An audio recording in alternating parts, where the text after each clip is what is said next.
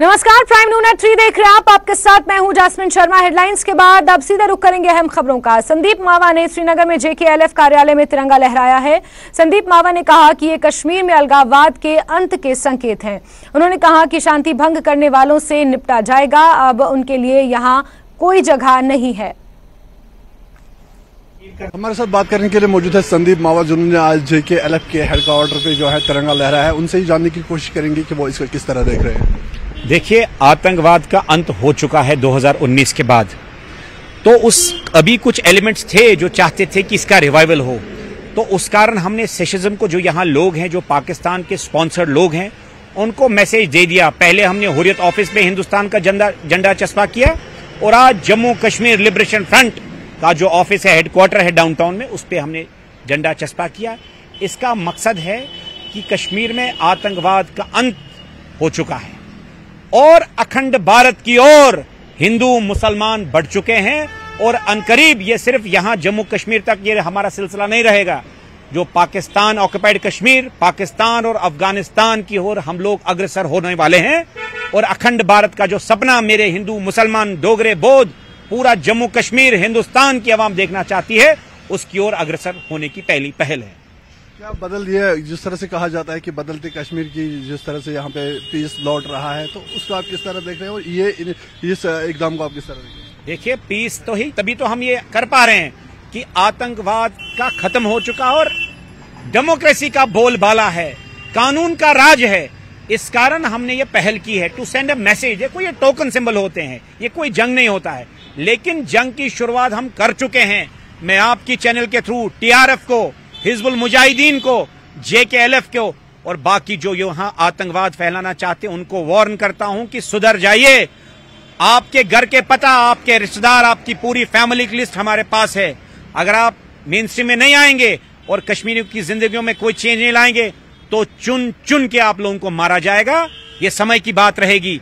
ऐसे देशद्रोहियों को, जिनने कश्मीरी को मरवाया, लुटवाया, PSS में ठुकवाया, लिटिगेशन में फंसवाया, उनके लिए चेतावनी है कि सुधर जाइए, मेन स्ट्रीम में आ जाइए। ये वो पहल हम कर रहे हैं। क्या ये एक मैसेज है उन लोगों के लिए जो जिस तरह से यहाँ पे बात हो रही है, तो क्या इसके थ्रू क्या मैसेज आप देना चाह रहे हैं? देखिए, ये हम तभी कर पा रहे हैं जबकि पीस है। It is a historic thing. Peace को चांस दीजिए। 32 साल तक हम फिर से तरसे, अब पीस आ गया है और इसको कंटिन्यू करें। Thank you.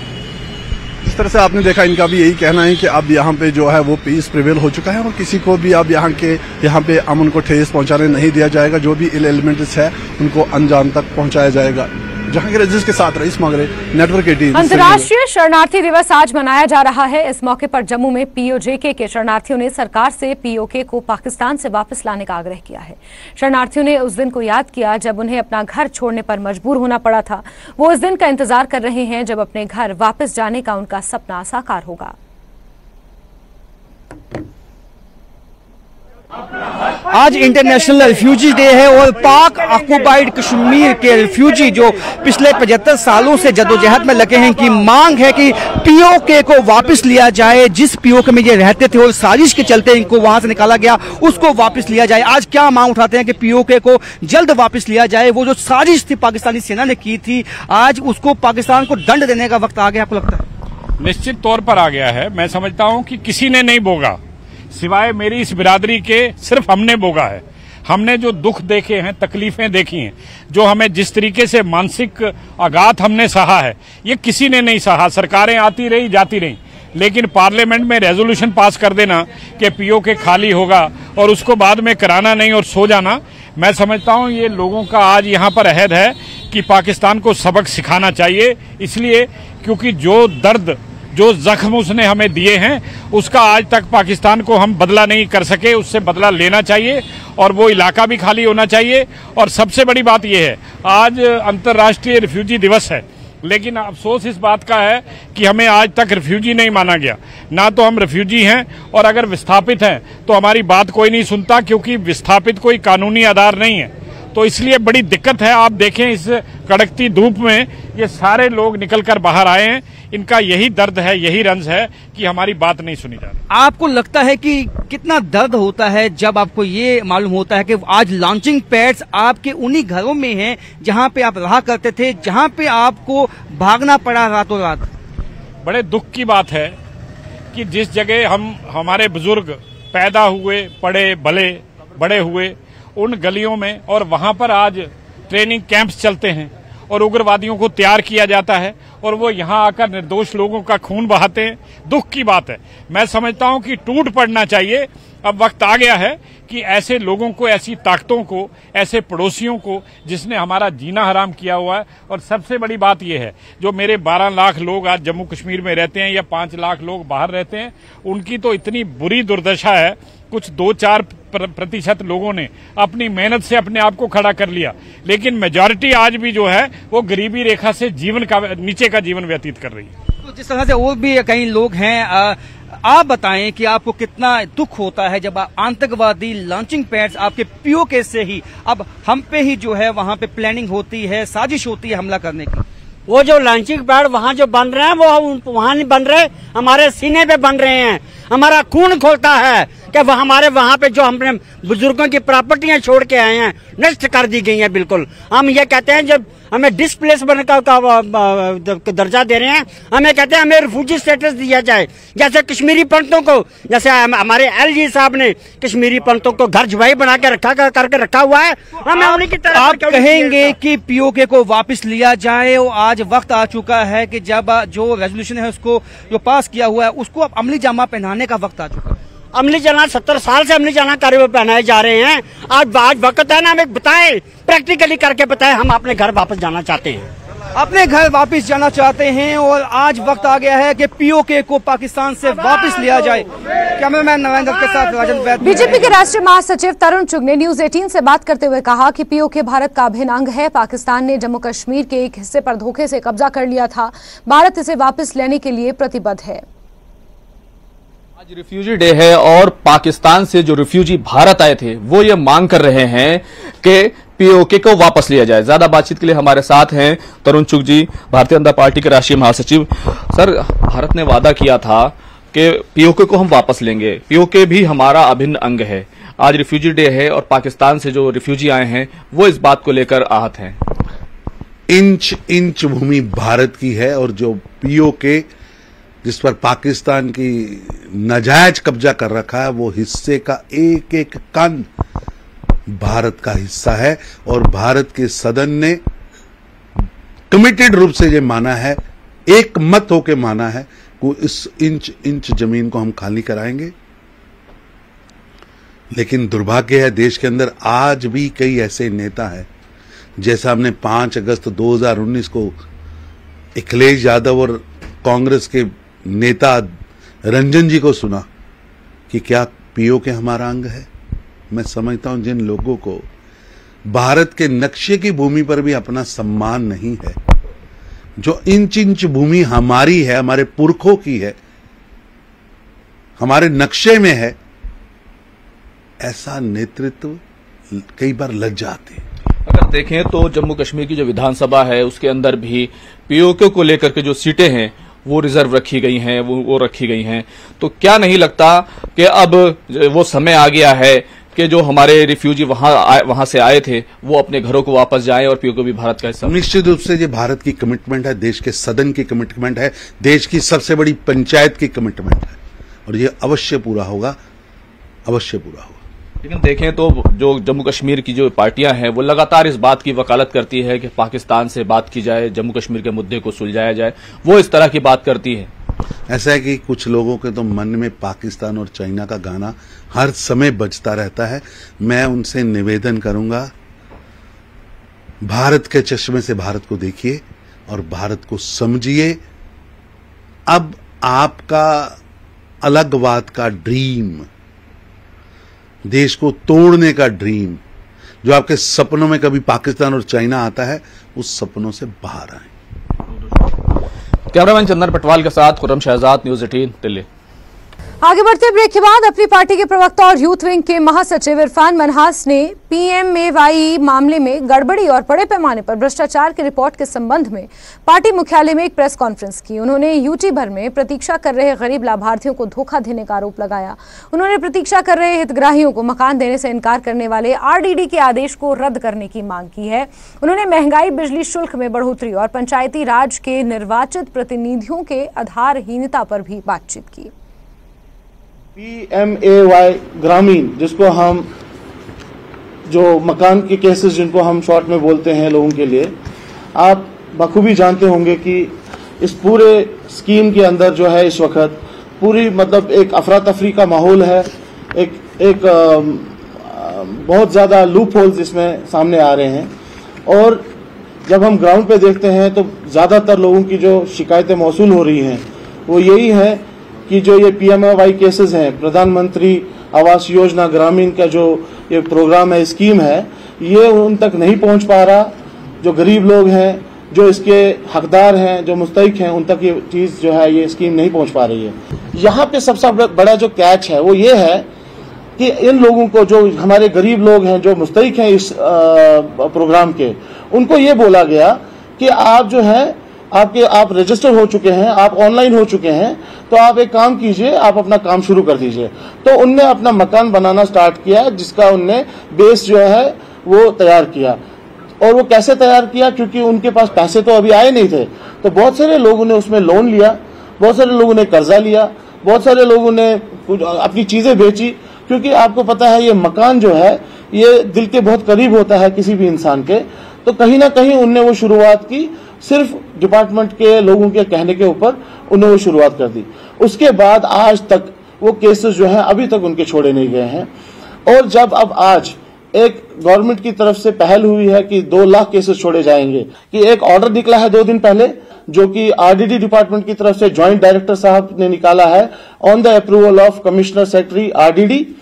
उस ऑर्डर में ये लिखा गया है कि आप जो है जितने भी ये मकान हैं जो वेटिंग लिस्ट में थे, जिनको पहले ये बोला गया कि आपको केसेस दिए जाएंगे, अब उनको जो है ये केसेस नहीं दिए जाएंगे। एक ऑर्डर आता है, तानाशाही वाला ऑर्डर ही बोलूंगा मैं इसको, कि जिसमें ये बोला जा रहा है कि इनको डिलीट किया जाए।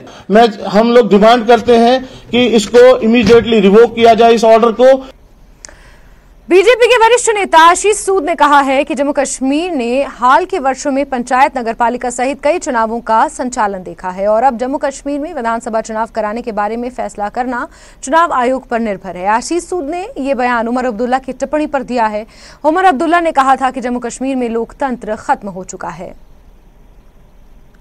मैं आपके एस्टीम्ड चैनल के माध्यम से उमर अब्दुल्ला साहब से पूछना चाहता हूं, जब सालों तक आजादी के बाद से अनेक सालों तक जम्मू कश्मीर में पंचायत के चुनाव नहीं हुए, 74वां अमेंडमेंट संविधान का लागू राजीव गांधी जी के लाने के बाद वो उनके पिताजी मुख्यमंत्री रहे, जब 74th अमेंडमेंट लागू नहीं हुआ, तब जब जिला परिषद के चुनाव नहीं हुए, पंचायतों के चुनाव नहीं हुए, तब जम्मू कश्मीर में डेमोक्रेसी थी।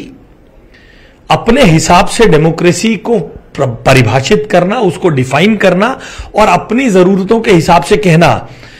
मैं फिर याद दिलाना चाहता हूं मिस्टर अब्दुल्ला को, 2019 में स्टेट रीऑर्गेनाइजेशन एक्ट पार्लियामेंट ने पास किया। उसके बाद के प्रोसेसेस कोविड के बीच में भी लगातार चलते रहे हैं और प्रधानमंत्री जी लाल किले से और गृह मंत्री जी लोकसभा में कह चुके हैं। इससे बढ़कर मुझे लगता है कि चुनाव के प्रति केंद्र सरकार का या किसी भी राजनीतिक दल की कमिटमेंट नहीं दिखाई जा सकती। 2019 5 अगस्त को धारा 370 हटने के बाद स्टेट रीऑर्गेनाइजेशन एक्ट हुआ। 2020 में पहली बार जिला परिषद और डीडीसी के चुनाव हुए हैं। 2020 दिसंबर में चुनाव होकर 2021 में और उससे पहले पंचायतों के चुनाव इन्हीं दलों ने बायकॉट किए थे। इन्हें उम्मीद नहीं थी, ये उम्मीद करते थे कि जमात के एलिमेंट के माध्यम से फिर रेडिकलाइजेशन होगा और पंचायत का तभी तो नहीं मेरी बात सुनिए, तभी तो ये कह रहे हैं। देखिए पहले मेरी बात पूरी होने दीजिए। डेमोक्रेसी कहां है? डेमोक्रेसी पंचायत के चुनाव में नहीं है क्या?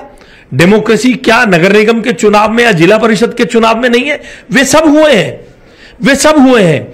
और जिन्होंने बार बार चुनावों का बहिष्कार पहले भी किया और 2020 में पंचायत के चुनावों का बहिष्कार किया, उन्हें तो कम से कम डेमोक्रेसी की बात नहीं करनी चाहिए। सवाल यह है कि वो ये कह रहे हैं कि आप लोगों ने इलेक्शन करवाए हैं 2019 के बाद भी, जब धारा 370 हटाई गई, 35 हटाया गया, उसके बाद भी इलेक्शन हुए हैं, वो इनसे इनकार नहीं कर रहे हैं। वो ये भी कह रहे हैं कि अभी म्युनिसिपल पोल्स के लिए भी नोडल ऑफिसर यहाँ पे नियुक्त किया गया है, उसकी प्रोसेस भी चल रही है। अब ये पंचायत के पोल्स भी हो रहे हैं। ये कह रहे हैं कि अगर ये सब कुछ हो रहे हैं और ये भी दावे हैं कि सब कुछ यहाँ पे ठीक है, नॉर्मल है, सुनिए, तो असेंबली पोल्स क्यों नहीं? क्या असेंबली पोल्स को आपको भी याद दिलाना चाहता हूं और उनको भी, आपको भी याद दिलाना चाहता हूं और उनको भी, 25 जून आते आते उन पर भी इमरजेंसी की भूत सवार हो जाता है। कोई पार्टी चुनाव नहीं कराती है, चुनाव आयोग कराता है। स्टेट रीऑर्गेनाइजेशन एक्ट का गठन हुआ, उसने डिलिमिटेशन करके सीटें नहीं बनाई, जिसका उन्होंने विरोध किया। मैं आपको बड़ी कन्विक्शन और बड़ी कमिटमेंट के साथ यह कहना चाहता हूं, मुझे उनकी स्वीकार्यता की आवश्यकता नहीं है, क्योंकि वो इस राज्य के चुनावों का लगातार बहिष्कार करवाने वाले, चुनावों से भागने वाले दल हैं। वो आज केवल अपने ब्राउनी पॉइंट स्कोर करने के लिए इस बात को उठा रहे हैं। उन्हें मालूम होना चाहिए, वो इस राज्य के मुख्यमंत्री रहे हैं, संवैधानिक पद पर रहे हैं, केंद्र में मंत्री रहे हैं, उनके पिता मंत्री रहे हैं। उन्हें मालूम होना चाहिए स्टेट रीऑर्गेनाइजेशन एक्ट में के बाद कॉन्स्टिट्यूएंसीज का डिलिमिटेशन, उसकी वोटर लिस्ट बनने के बाद वोटर लिस्ट का जनता के बीच में ऑब्जेक्शंस के लिए जाना, ये सब प्रोसेस है और वो प्रोसेस चल रहा है। अगर उनको नहीं दिखता है तो he must get his eyesight verified. Kashmir के श्रीनगर, अनंतनाग, पुलवामा और कुपवाड़ा जिले में एसआईए की छापेमार कार्रवाई हुई। ये छापेमारी देश विरोधी गतिविधियों के लिए सोशल मीडिया प्लेटफॉर्म्स के इस्तेमाल से संबंधित एक प्राथमिकी के आधार पर की गई है। अनंतनाग में रामपुरा और हजरत बल पायन, जबकि एसआईए ने श्रीनगर में 3 जगहों पर यह छापेमार कार्रवाई को अंजाम दिया। इस बीच फोन और सिम कार्ड जैसे कुछ इलेक्ट्रॉनिक गैजेट जब्त किए गए हैं। त्राल में भी एसआईए ने मोहम्मद सुल्तान भट्ट के घर पर सुबह सुबह छापा मारा। इस दौरान सिम कार्ड सहित मोबाइल फोन और बैंक के कुछ दस्तावेज जब्त किए गए।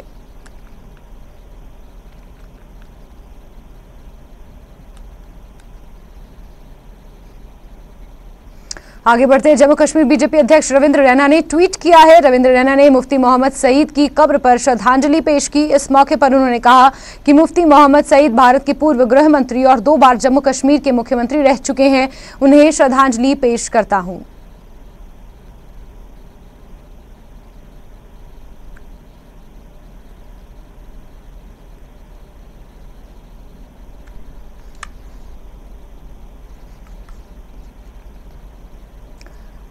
तो ट्विटर पर उन्होंने ये तस्वीर भी साझा की है, अपने ट्विटर हैंडल से उन्होंने ये तस्वीर साझा की है और उन्होंने कहा है कि मुफ्ती मोहम्मद सईद एक बड़े राजनेता रहे हैं और फॉर्मर होम मिनिस्टर वो रहे हैं और इस लिहाज से वो उनकी इज्जत करते हैं और उन्हें श्रद्धांजलि पेश करते हैं।